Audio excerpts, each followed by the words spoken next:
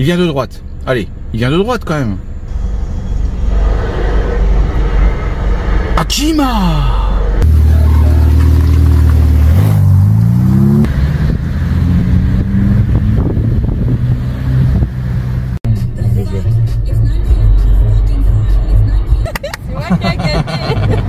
Je dois choisir. Tu dois choisir quoi? Tu vois qui a gagné? Ouais, en fait, dès qu'il y a un train, on se demande de quel côté il va venir. Et bah voilà, c'est Akima qui a gagné. Puisque moi j'avais dit qu'il viendrait de la droite. Mais non, il vient de la gauche. Bah, et donc voilà, donc du coup, t'as gagné quoi? Bah, tu choisis ce que tu veux. Je vais réfléchir. Qu'est-ce que, ouais, tu vas réfléchir. T'as gagné quoi? J'ai gagné. Tu m'as gagné? Ouais. Ah bah bravo. Eh, on n'est pas bien là tout seul dans un aéroport? Tout seul? Ouais. C'est un truc de fou. Hein. Bah oui. Il n'y a personne. C'est vide. Hein. C'est vide. Oh, qu'est-ce qu'on vient pouvoir faire? Je sais pas. Oh, tiens, regarde, on est là. Alors où est-ce que je t'emmène? Où est-ce qu'on part? Quelle destination? Quel pays? Étoile. Bon bah écoute, direction les étoiles.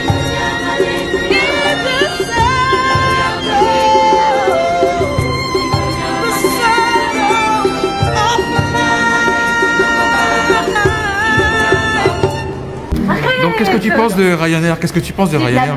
Ah, c'est de la merde, ah ouais, d'accord, ok. Ce sont des connards, d'accord, ok. Bien, donc nous allons donc embarquer avec des connards, accompagnés de gros connards. Combien? 160 €, oui, tout à fait. Oui, tout va très vite, hein, faut nous suivre, faut nous suivre. Bon, on va pas se mentir, ça commence à se couvrir, il commence même à y avoir quelques gouttes. Donc voilà, bah, écoute, c'est comme ça, hein. C'est ce qu'on pourrait peut-être appeler les giboulées de Mars. Et donc, je te parle du marché du camping-car. Je vais te parler du marché du camping-car. Et comme d'habitude, bien entendu, ce que je vais faire, bah écoute, bah, je t'emmène avec moi.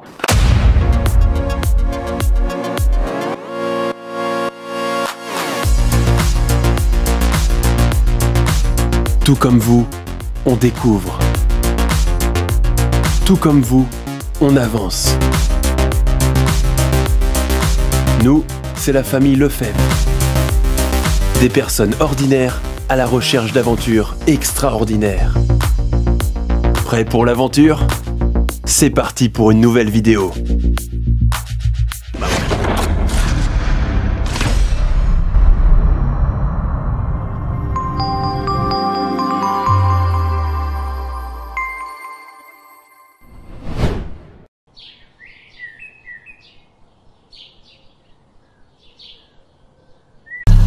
Installation d'un food truck.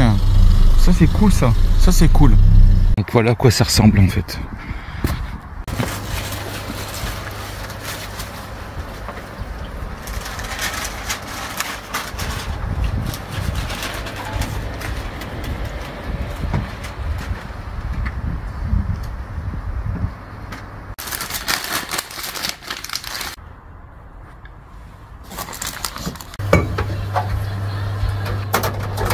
C'est rapide en fait. Comment? C'est rapide. Ah oui, totalement. En fait, on fait toute la préparation à la maison. Ouais, et voilà. Du coup, en fait, on fait que de l'assemblage ici. C'est notre but, nous, c'est de D'accord, servir d'accord, ok, super. rapidement, mais avec de la qualité. D'accord, ok. Ah oui, au fait, merci à toutes et à tous d'avoir souhaité mon anniversaire cette semaine.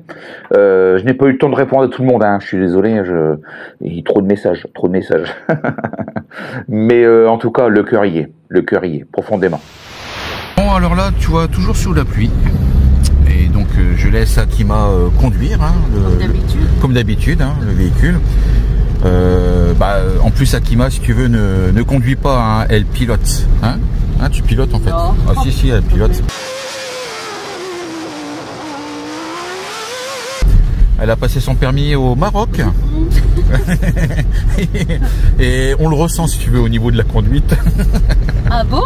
Ouais, on le ressent, Ah non, d'ailleurs, je conduis sans permis au Maroc. Oui, elle conduisait sans permis au Maroc, mais tu l'as passé quand même au Maroc. Bah oui, j'ai passé. Ouais. En train d'apprendre la conduite avec une copine.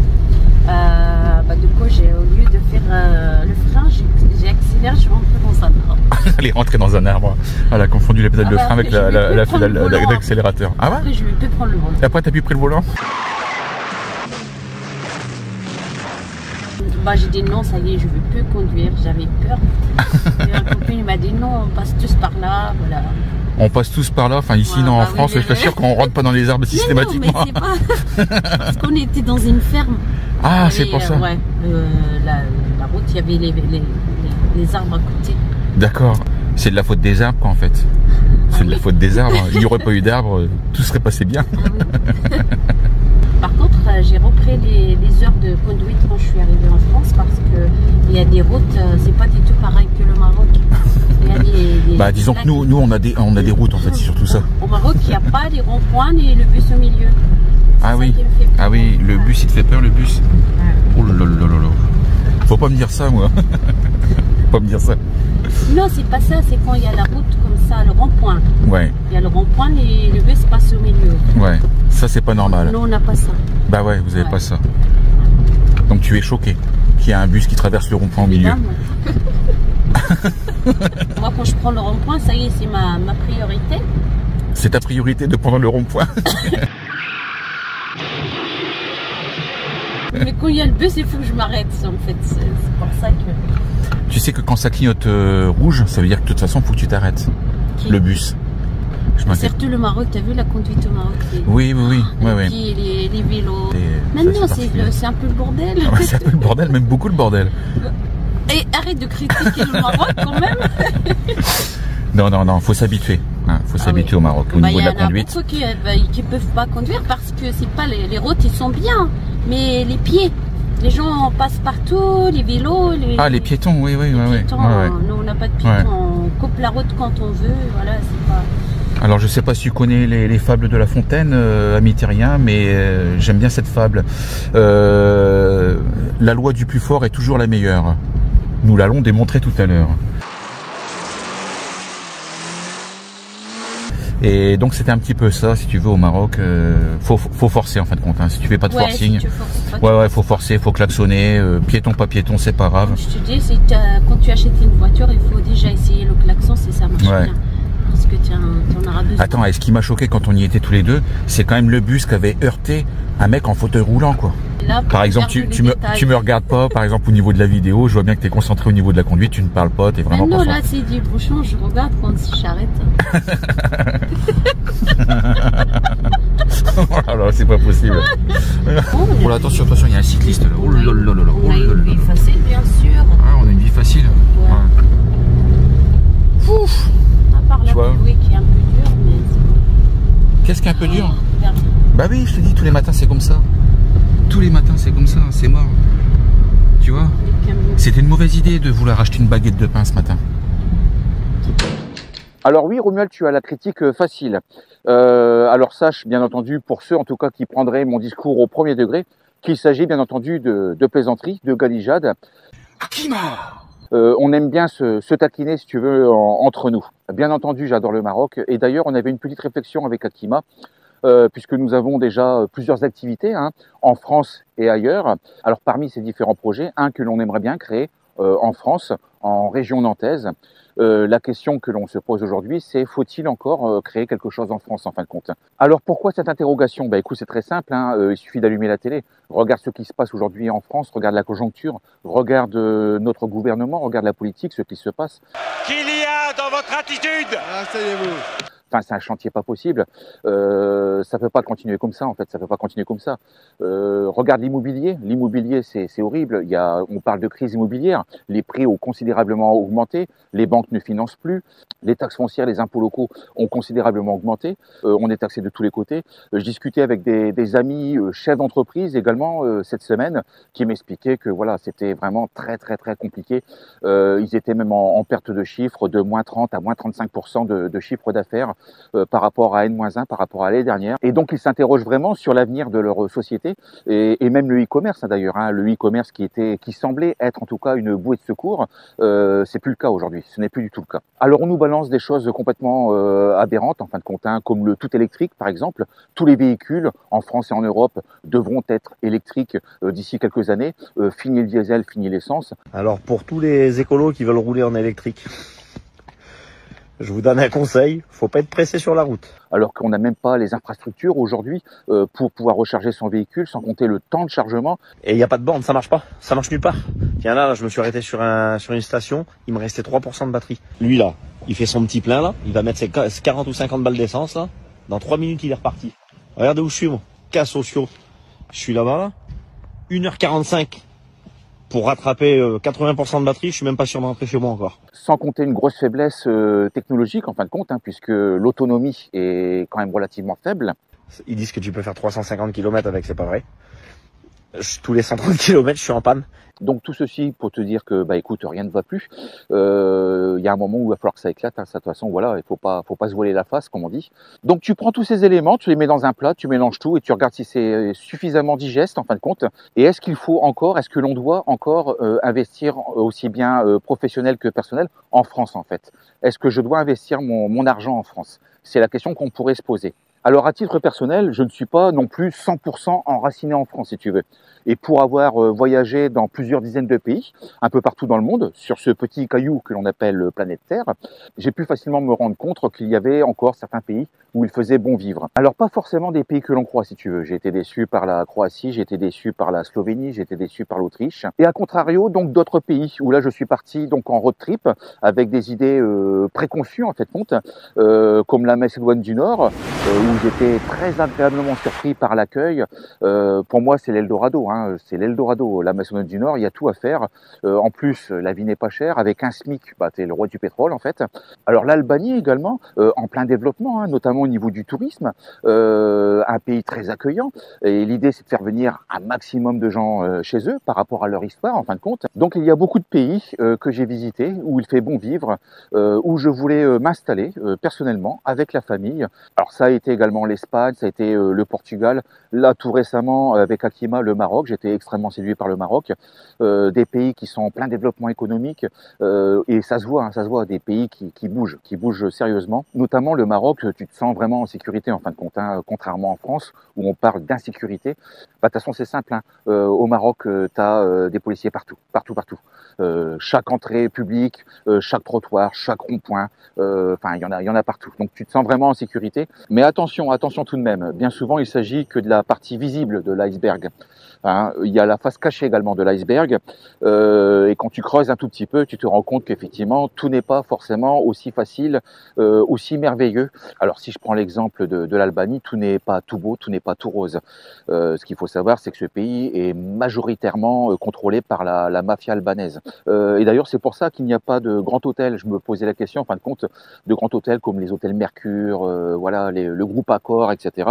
Non, ils ne peuvent pas s'implanter en Albanie.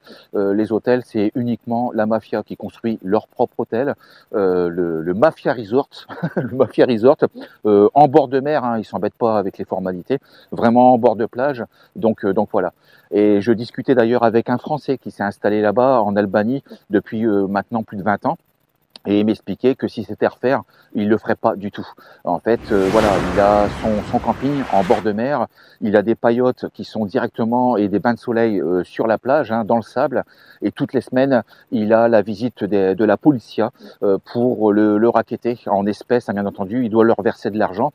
Et s'il le fait pas, je lui ai posé la question. Il m'a dit que la semaine qui suivait, il venait tout, il démontait tout en fin de compte. Donc voilà, ça c'est du racket. Et puis je ne te cache pas que je suis pas mal de youtubeurs, de chaînes YouTube en fin de compte, de personnes, soit seules ou en famille, qui ont quitté la France pour aller vivre à l'étranger depuis plusieurs semaines, plusieurs mois, voire même maintenant depuis plusieurs années. Et beaucoup d'entre eux reviennent en France avec un discours très clair. Premièrement, écoute, la France, c'est quand même le plus beau pays du monde, pour eux en tout cas, c'est le plus beau pays du monde, sauf qu'il est mal géré, c'est bien dommage. Ensuite, ils ont le mal du pays. Pour certains, ils ont également du mal à s'intégrer, en fin de compte, puisqu'il y a toujours des barrières liées à la culture, liées aux traditions, liées à la langue. Donc voilà, ce n'est pas forcément 100% évident. Et si tu prends tous les éléments que je viens de te livrer, là comme ça, brut de pomme, écoute, on peut s'interroger. Est-ce que l'on reste en France? Est-ce que l'on quitte la France pour un autre pays? Si oui, quel pays également?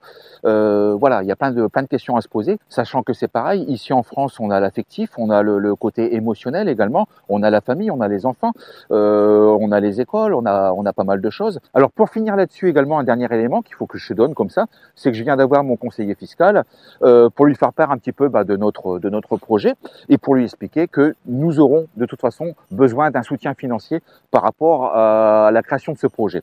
Bon, clairement, il m'a expliqué qu'il y avait strictement aujourd'hui aucune banque qui pourrait suivre ce genre de choses.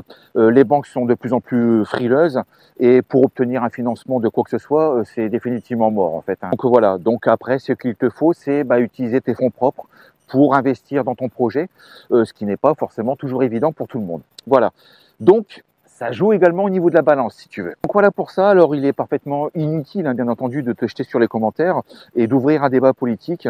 Je ne ferai pas de politique, je ne vais pas me positionner sur quoi que ce soit. Il s'agissait simplement pour moi d'un constat, tout simplement, et d'une réflexion que j'avais. Alors on ne manquera pas, bien entendu, de te tenir informé de l'évolution des choses, des décisions que l'on aura prises au courant de la saison 9, car ça va aller à mon avis très très vite. Et moi je vais aller chercher Lily et Bribri, les deux garçons d'Akima, à l'école. À l'école, parce que c'est important, l'école. C'est important d'étudier. Allez, c'est parti, je vais les chercher à l'école. Bon alors on va à l'école, on va chercher les enfants à l'école et j'ai le droit à un procès. Ah oui. Hein, j'ai le droit à un procès. Alors pourquoi j'ai le droit à un procès? Ah oui. Du coup, tu vas chercher Brian ou Ilias? Oh, je vais aller chercher Bribri. Tu vas voir ta maîtresse? Je vais voir ma maîtresse. Et sa maîtresse à Brian, c'est sa copine. Non, c'est pas ma copine. Dit, oh, elle est belle. Non, pas du tout. Elle est ça. Non, oh c'est là pas là vrai. là. Et toujours il me dit, ah bah je te ramène jeudi, parce qu'il est là jeudi. Oui, elle est là que le jeudi. Que le jeudi. Ma maîtresse. Et tous les préférée. jeudis matins, la douche, le rasage, le parfum. Pas du Monsieur. tout. Pas du tout. Oh là là. Regardez-le. Quelle mauvaise langue. Oh, quelle mauvaise langue. Donc du coup, tu vois, elle est en train de, elle m'accompagne du coup. Elle m'accompagne. Ah bah c'est normal, Pour hein. être sûr que, pour me surveiller. C'est normal.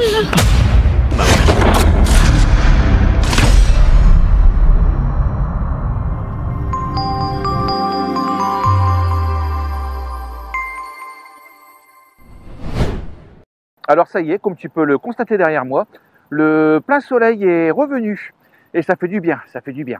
Mais ça ne va pas durer, malheureusement ça ne va pas durer. Et là tu vois, nous repartons chercher mes trois enfants, Eve, Lise et Néo. On va essayer de passer quelques jours agréables ensemble. Et j'en profite également pour te rappeler que les écouteurs Leslie sont toujours disponibles à la vente et disponibles en stock.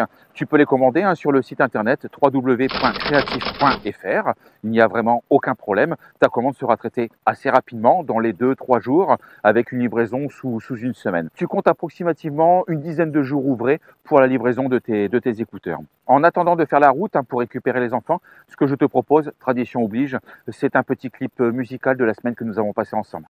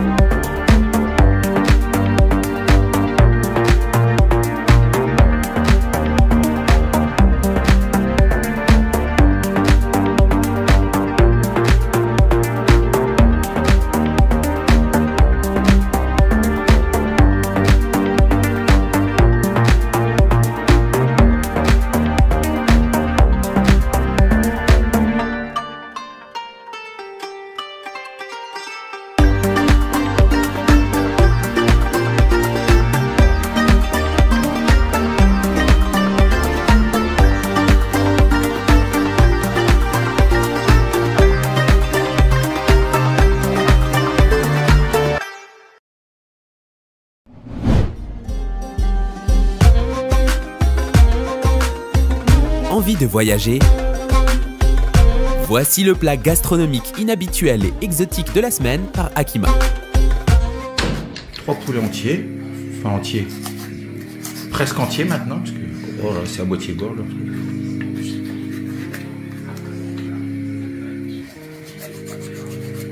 Dessus, tu mets directement le citron sur la peau. Un petit peu de citron pour enlever l'odeur nauséabonde du poulet décédé en fait.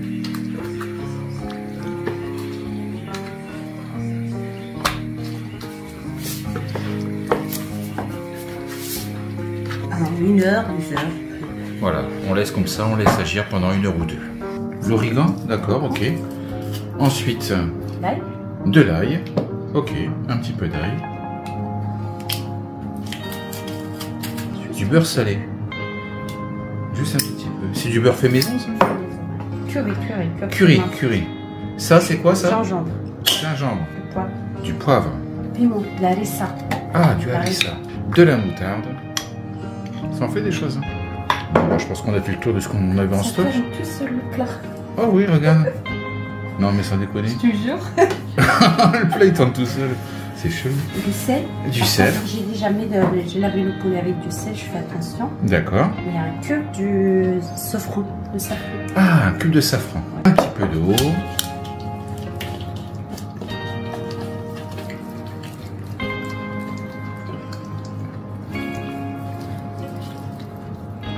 Et on va les laisser comme ça mariner jusqu'à demain.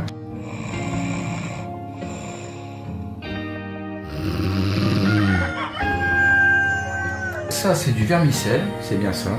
Hop, voilà. Donc du gésier de poulet, du bon persil, regarde le bon persil, de l'ail, on mélange le tout. Olive. Gingembre. Cumin. Donc du piment, alors beaucoup d'huile, hein, là faut y aller grassement.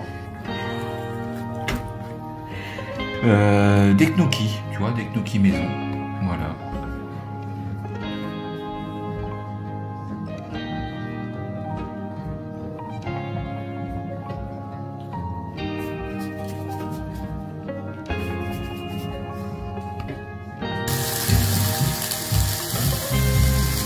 Voilà, donc un poulet pour Lise, un poulet pour Eve et un poulet pour Néo. Un complet?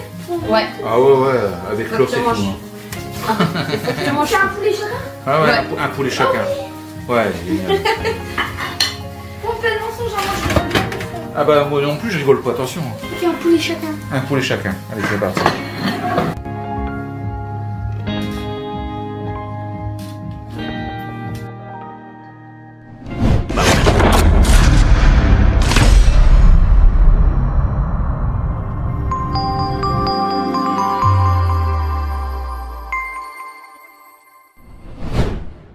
Bon alors tu as vu hein, dans le titre de cette première vidéo et également dans la miniature hein, bien entendu, j'aimerais te parler du marché du camping-car. Pourquoi j'aimerais t'en parler? Puisque Razmoket est toujours en vente. Oui, décidément, ça traîne. Et je viens de recevoir quelques chiffres intéressants en ce début d'année 2025 par rapport à l'année passée, hein, 2024, et notamment le fait qu'effectivement le camping-car en termes de vente, hein, de commercialisation, soit détrôné par les vannes et les fourgons. Voilà, ah, un hélicoptère, les urgences. Alors nous en sommes en ce début d'année hein, à moins 0,25% de vente. Par rapport à N-1, uniquement les camping-cars, hein. Je parle de camping-cars. Alors en termes de prix, nous sommes revenus à la normale en fait, par rapport à ce que l'on a vécu, par rapport à la hausse spectaculaire non justifiée que l'on a vécu jusqu'ici. Alors toujours dans les chiffres, hein, ce qu'il faut savoir, c'est que ton camping-car, si tu l'achètes neuf, hein, bien entendu, la première année, il aura une décote de 20%. 20% la décote la première année, la deuxième année c'est 15%, la troisième année 10%, et ensuite la quatrième année 5%, et ainsi de suite. Tu auras 5% de décote par année en fin de compte. Donc si tu achètes un camping-car, je sais pas, neuf à 60 000 euros, admettons, hein, 60 000 euros, eh bien écoute, voilà ce que vaut ton camping-car. Oh là là, je vais vomir. Alors là où tu peux gratter un tout petit peu, ce qu'il faut savoir, c'est qu'en règle générale et en moyenne, hein, si tu passes par un concessionnaire, le revendeur va prendre 12% de marge commerciale hein, sur le prix du véhicule. Donc là-dessus, bah, pas grand chose, mais tu peux quand même essayer de négocier. Cependant, ce qu'il faut savoir, c'est qu'il marge énormément sur les accessoires. Téléviseur, parabole, store, etc. Enfin, tous les équipements que tu peux rajouter sur ton camping-car, il a une marge moyenne de 40%. C'est là où tu vas pouvoir négocier et c'est là où il gagne vraiment sa vie en fait. Alors pourquoi je te parle de tout ça et pourquoi je te parle de prix de camping-car et pourquoi je te parlais de véhicules électriques au début de cette vidéo. Ce n'est pas anodin si tu veux, ce n'est pas anodin. Oh mince, les bornes électriques sont HS. Oh mais quel dommage, quel dommage. 10 € le litre, c'est cher hein, quand même, c'est cher, c'est cher. Hein. Alors la loi d'orientation des mobilités prévoit tout simplement l'interdiction à la vente des véhicules, des camping-cars thermiques et ou diesel, peu importe, d'ici 2040. Donc cela veut dire qu'il y aura forcément un grand changement au niveau du marché des camping-cars, des vannes ou des fourgons. Bref, au niveau de la mobilité et de la vie nomade, il y aura forcément un grand changement sur le prix des véhicules. Voilà pour ça. Alors j'ai reçu pas mal de produits et j'aimerais bien te présenter la semaine prochaine un produit tout particulièrement, un produit que je trouve extrêmement qualitatif, que je vais tester. Alors un dernier petit message tout de même, je m'adresse aux orthophonistes français. Vous ne servez à rien en fait, vous ne servez à rien en fait, les orthophonistes. J'ai jamais vu de différence moi entre avant et après une consultation par rapport à mes enfants. Donc voilà, à part prendre la carte vitale bien sûr et puis demander le paiement, c'est tout ce que vous savez faire en fait, il y a rien de plus. Dans tous les cas, écoute, j'espère que cette vidéo t'aura plu. Il ne me reste plus qu'à te souhaiter donc une bonne fin de journée, une bonne soirée, un bon dimanche, un bon film et à te donner rendez-vous donc dimanche prochain, 17h30 précise. N'oublie pas de t'abonner, bien entendu. Un petit pouce en l'air, la petite cloche comme ça. Bah écoute, toi et moi, hop, on reste en contact. Et je te dis à plus. Hein. Bisous, bisous, ami terrien, bisous.